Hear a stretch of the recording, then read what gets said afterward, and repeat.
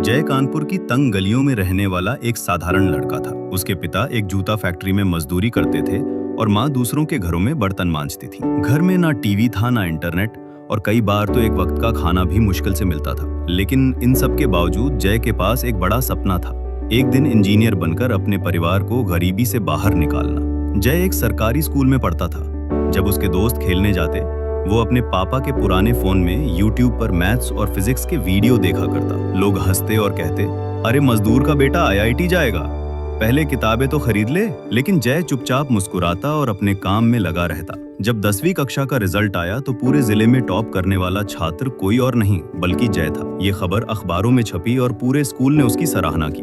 एक स्थानीय coaching centre ने उसे आईआईटी की तैयारी के लिए पूरी स्कॉलरशिप दी। ये उसके जीवन का पहला बड़ा मोड़ था।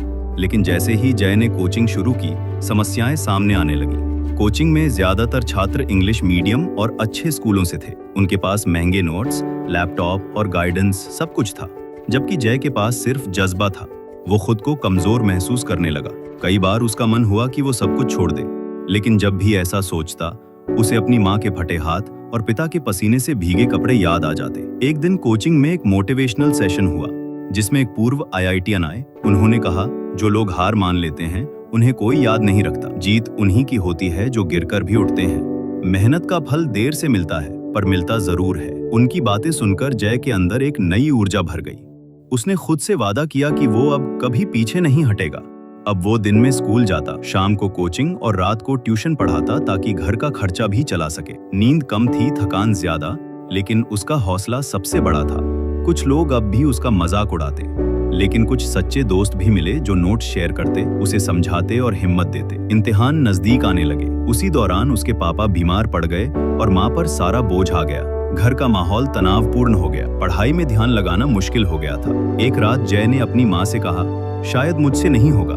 माँ ने मुस्कुराकर जवाब दिया, बेटा, उड़ान तो उनकी होती है जो गिरने के बाद भी उड़ने की हिम्मत रखते हैं। और फिर आया परीक्षा का दिन।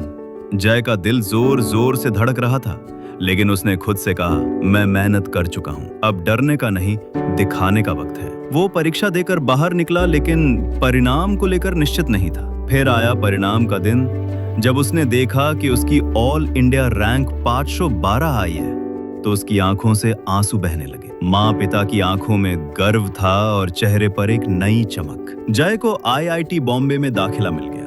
अब वो सपने की ओर बढ़ चला था जो कभी लोगों को नामुमकिन लगता था। लेकिन जय आज भी पहले जैसा ही विनम्र और जमीन से जुड़ा हुआ था।